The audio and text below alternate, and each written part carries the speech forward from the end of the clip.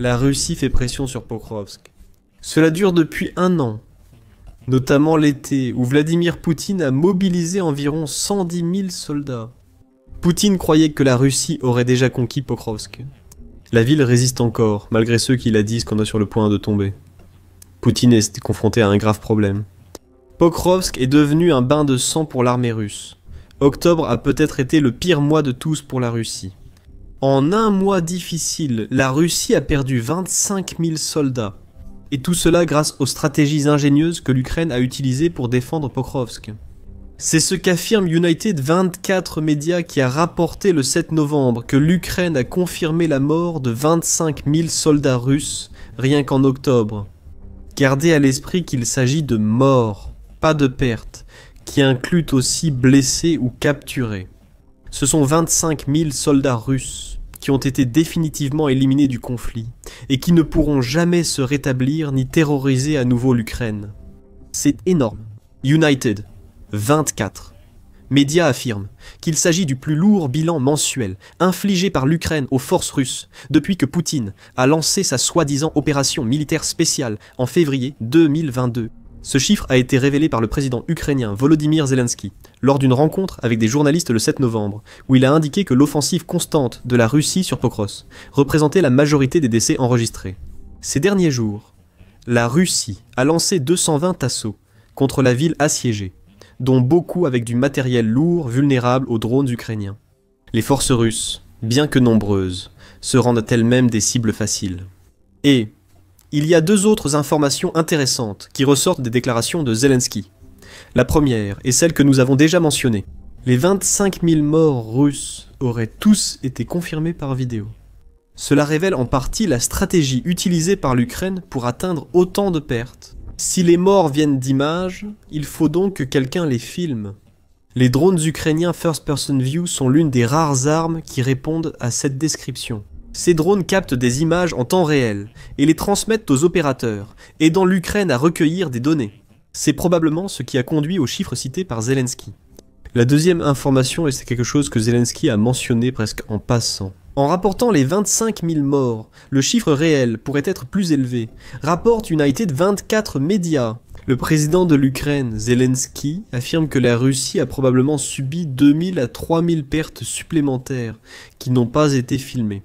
Ces morts résulteraient sans doute de frappes, d'artillerie et de combats terrestres, sans implication de drones. Si cette estimation est correcte, l'Ukraine aurait tué jusqu'à 28 000 soldats russes en octobre, soit environ 903 morts par jour. C'est un taux d'attrition énorme, et cela n'augure rien de bon pour l'effort de guerre russe en cours. Ajoutez ces derniers chiffres au total général des pertes russes dans la guerre en Ukraine, et un tableau très sombre de l'approche de Poutine face au conflit se dessine. Selon le site Minfin, la Russie a subi un peu plus de 115 millions de pertes entre le lancement de l'invasion par Poutine et le 9 novembre. Comme mentionné plus tôt, ce chiffre comprend tous les soldats russes tués, blessés ou capturés lors des combats contre l'Ukraine. Cependant, une tendance intéressante a émergé récemment, ce qui pourrait l'expliquer en partie. En octobre 2025, l'Ukraine a subi le plus de pertes ennemies en un mois. Selon Politico du 13 octobre, le ratio morts-blessés en Russie est effrayant. Le média cite l'organisation ukrainienne Je veux vivre, qui est une ligne d'assistance créée par l'Ukraine pour offrir aux soldats russes des moyens de se rendre en toute sécurité et d'abandonner les combats. En raison de l'absence d'un système normal d'évacuation des blessés depuis le champ de bataille, il n'y a que 13 soldats blessés pour un mort. Cela indique un faible taux de survie des blessés, qui sont mal formés à la médecine tactique et sont généralement abandonnés sans aide après avoir été blessés. Je veux vivre, rapporte. Ce ratio ne sert pas la Russie. Il en est de même pour la politique de la Russie qui laisse ses blessés se débrouiller seuls au lieu de les évacuer pour soins médicaux. Tellement de soldats russes meurent de blessures qui, autrement, n'auraient pas été mortels parce que la Russie ne fait pas assez pour évacuer ceux qui en ont besoin. Le résultat, c'est ce que nous voyons en octobre. Plus de Russes sont morts en un seul mois de combat que jamais auparavant. L'insensibilité de la Russie n'est pas la seule raison expliquant le nombre élevé de morts en octobre. Il y en a plusieurs autres, à commencer par la brutalité pure et simple du front de Pokros, où la majorité de ces morts ont eu lieu. United 24 Media le souligne dans son rapport sur les pertes russes. En tenant compte du volume des assauts mentionnés et de l'ampleur des combats à l'intérieur et autour de cette ville ukrainienne clé, Pokrovsk, situé dans l'oblast de Donetsk, est considéré comme un centre logistique clé, souvent appelé la porte d'entrée de Donetsk, est devenu l'épicentre d'une bataille féroce. La bataille implique des drones, de l'artillerie et des blindés lourds que la Russie utilise tous pour tenter de percer dans la ville. Les assauts massifs ne sont pas la seule tactique russe expliquant son lourd bilan de morts. Le pays envoie également de petites unités de soldats, appelés groupes d'infiltration par le Kiev indépendant, dans la ville. Ces groupes excellent dans une chose, ils obligent l'Ukraine à les traquer, ce qui empêche la formation d'une ligne défensive définie. Cependant, les unités sont si petites qu'elles n'ont aucune chance de survie une fois qu'elles sont localisées. La mort à cette échelle paraît donc intégrée à la stratégie russe. Les groupes d'infiltration du pays réussissent à tirer la ligne défensive de l'Ukraine, mais un peu partout. Ces infiltrateurs sont essentiellement en mission suicide, ce qui permet aux unités lourdes derrière eux de lancer des assauts plus concertés. C'est une stratégie brutale. Un véritable hachoir à viande créé par Poutine, où il envoie tout soldat capable de tenir une arme. Même sans savoir tenir une arme, le soldat peut au moins encaisser les balles ukrainiennes. Ainsi, il en reste moins pour les troupes russes, qui peuvent être utiles lors d'une attaque. Ce n'est pas une exagération. Le 19 septembre, le Télégraphe a révélé la brutalité de l'offensive de Poutine contre Pokrovsk.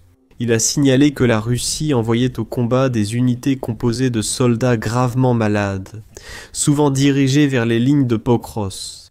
Selon le média, l'Ukraine déclare que ces soldats sont souvent atteints de maladies graves, comme le virus de l'immunodéficience humaine ou l'hépatite. Ils sont envoyés au combat avec des brassards spéciaux les identifiant comme malades. Dimitro Zamilo, qui est le directeur exécutif du Centre ukrainien de sécurité et de coopération, un groupe de réflexion a expliqué. Des informations indiquent que ces unités combattent actuellement dans la zone la plus chaude de Pokrovsk. Maintenant, selon le Télégraphe, les soi-disant unités infectées de la Russie deviennent plus courantes en raison d'une série de maladies qui éclatent quand sur le front. Il cite un cas où une unité russe entière a été frappée par une fièvre hémorragique. Cela conduit ceux qui l'attrapent à saigner des yeux. Dans toute armée civilisée, une telle situation exigerait une évacuation médicale immédiate des soldats concernés. Le virus de l'immunodéficience humaine se répand aussi rapidement chez les troupes russes. Le nombre de soldats porteurs de cette maladie auto-immune a explosé. Il est 20 fois plus élevé qu'en 2023, rapporte le Télégraphe. Pour Poutine et son désir sanguinaire de capturer Pokrovsk, ces maladies représentent une opportunité. Deux opportunités en fait, explique Zamilo. Il faut noter que la Russie utilise une forme détournée de guerre bactériologique pour causer des dommages psychologiques aux défenseurs ukrainiens. La présence de Russes malades sur le champ de bataille peut créer une pression morale et psychologique par leur proximité avec l'ennemi. Cela oblige aussi l'armée ukrainienne à être plus prudente et à veiller à sa santé et sécurité, affirme le responsable du groupe de réflexion. Cela s'inscrit parfaitement dans la deuxième opportunité identifiée par Vladimir Poutine, à savoir que les soldats russes malades constituent un atout majeur pour épuiser les ressources de l'Ukraine à Pokrovsk. Des procédures médicales plus strictes sont nécessaires, car des soldats malades sont inutiles au combat. Ils sont lents, fatigués et plus vulnérables au combat. Tout cela fait partie du plan de Vladimir Poutine. Comme déjà mentionné, la Russie utilise ses soldats comme chair à canon, ce qui explique en partie le nombre élevé de morts à Pokrovsk. Les unités infectées sont sans doute parmi celles envoyées infiltrer Pokrovsk ou combattre en première ligne, avec chaque soldat dans ces unités. Chaque mort étant une perte acceptable pour Poutine. Après tout, c'est peut-être ainsi que raisonne le président russe. Ces personnes allaient pourrir quoi qu'il arrive. Alors pourquoi ne pas les laisser absorber des munitions ukrainiennes en mourant? C'est tordu, c'est brutal. Et c'est en partie la raison pour laquelle tant de soldats russes meurent. En mettant de côté la brutalité insensible de Poutine, l'Ukraine a largement joué son rôle en infligeant un nombre de morts aussi massif aux forces russes. En octobre, 25 000 morts. Les troupes russes ne tombent pas par hasard, et il semble que ce soit non les drones ukrainiens qui infligent la majorité des dégâts. C'est selon la Pravda qui rapporte exactement la citation que Volodymyr Zelensky a faite en révélant l'ampleur des pertes russes. Nous avons 25 000 pertes ennemies des occupants russes morts, rien qu'en octobre, grâce aux drones. C'est un chiffre exact, car tout cela est confirmé par des vidéos. Nous avons un programme qui attribue des points supplémentaires pour les actions vérifiées, donc le chiffre est précis. Les drones sont l'élément clé de cette citation, ce qui confirme ce que nous avons suggéré plus tôt dans la vidéo. La stratégie de l'Ukraine basée sur les drones Bevapokros déchire les assauts russes. Une forme particulière de gamification encourage les défenseurs ukrainiens à éliminer le plus de soldats russes possible. The Guardian a rapporté cette dernière innovation ukrainienne le 3 novembre, affirmant que ce système rend la guerre par drone presque semblable à un jeu vidéo.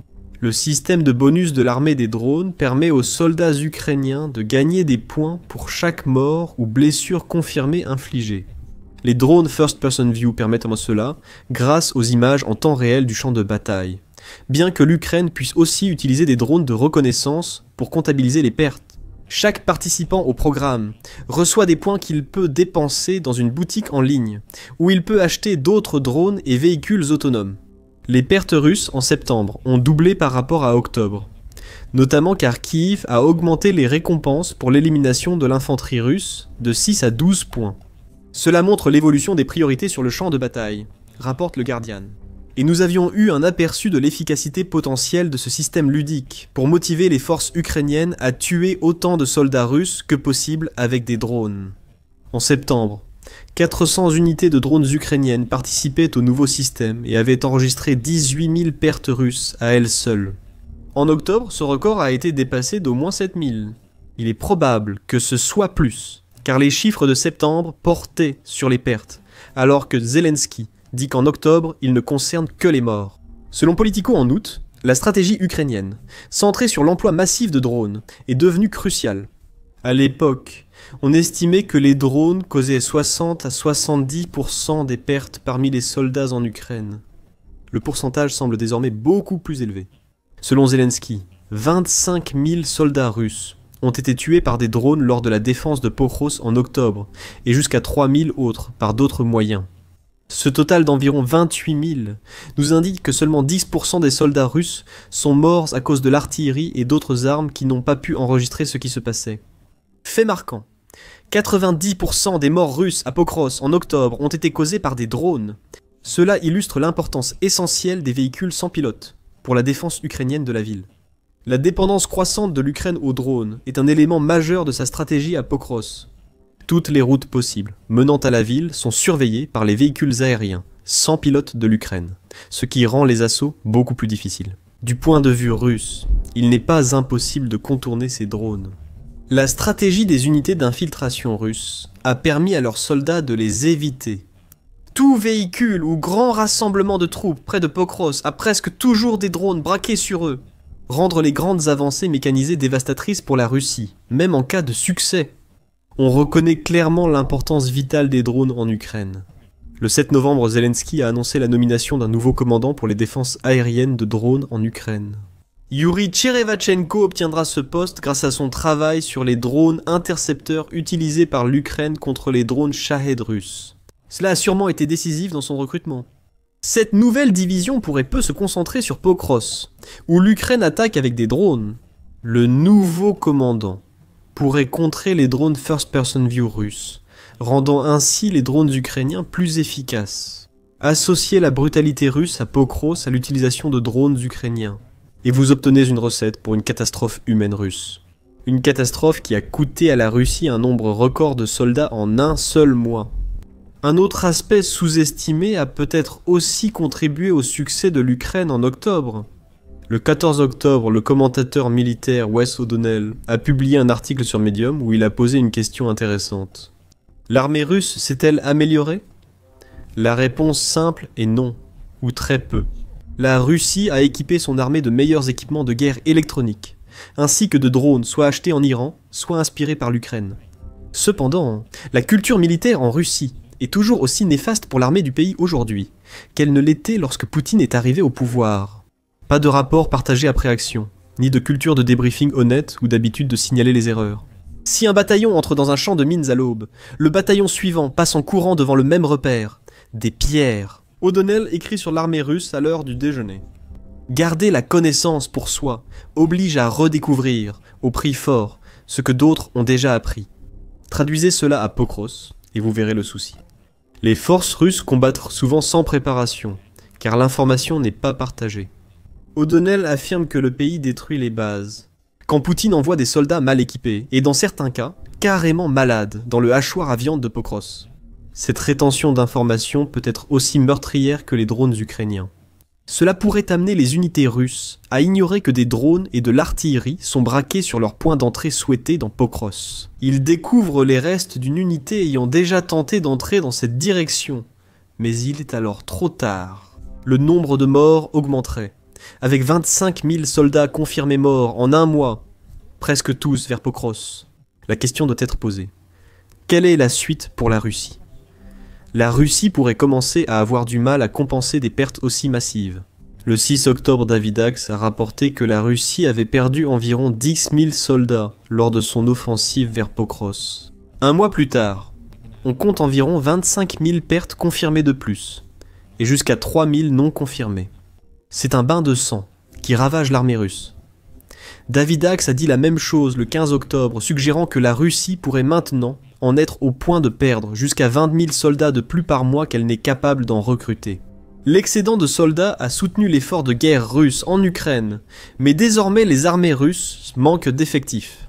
C'est la conséquence inévitable du choix du Kremlin d'intensifier l'offensive déjà coûteuse près de la ville fortifiée de Pokros, dans l'oblast de Donetsk, à l'est de l'Ukraine. Axe indique que la Russie cherche des solutions à ces problèmes. Selon le Conseil de l'Atlantique, le 16 octobre, Poutine cherche à l'étranger pour compenser les pertes importantes causées à la Russie par l'offensive de Pokros. Le Conseil note qu'un mercenaire indien a même été capturé en Ukraine, ce qui suggère que Poutine acceptera des combattants de n'importe quel pays, tant qu'ils sont prêts à accepter l'argent de la Russie pour mourir pour sa cause. Des soldats du Moyen-Orient, d'Afrique et d'Asie de l'Est rejoindraient l'armée russe, souvent en tant que mercenaires, qui considèrent la guerre en Ukraine. Pour gagner rapidement beaucoup d'argent, de nombreuses recrues, d'abord promises à des postes non combattants, se retrouvent finalement en première ligne.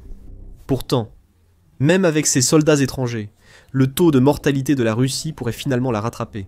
Alors, cela veut-il dire que Pokros est en sécurité? Loin de là. Malgré les pertes subies par la Russie pour prendre la ville, Poutine ne montre aucun signe de relâchement. Et si l'on en croit un rapport de Cable News Network du 8 novembre, la Russie est sur le point de capturer la ville stratégique de Donetsk, même si elle perd des milliers de ses soldats.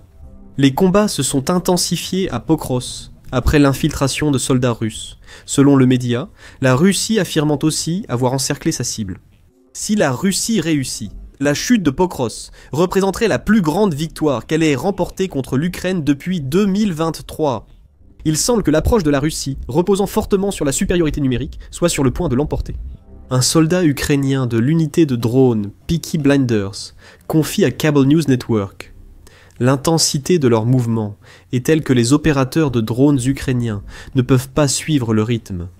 Les Russes avancent par groupe de 3, misant sur la destruction de 2 pour qu'un atteigne la ville et y établisse une tête de pont. Près de 100 groupes similaires peuvent défiler en une journée.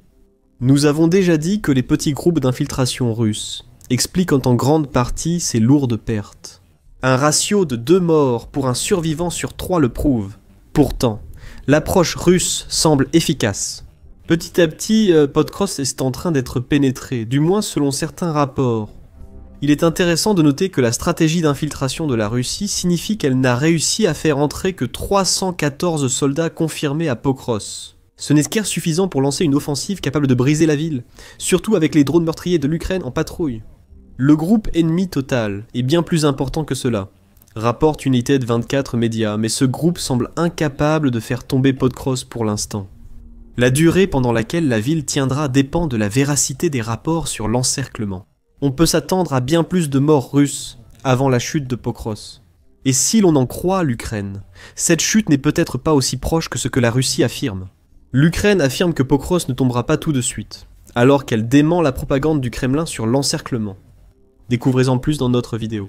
Et n'oubliez pas de vous abonner à The Military Show pour plus de reportages sur la situation à Pokrov et sur le nombre colossal de pertes russes.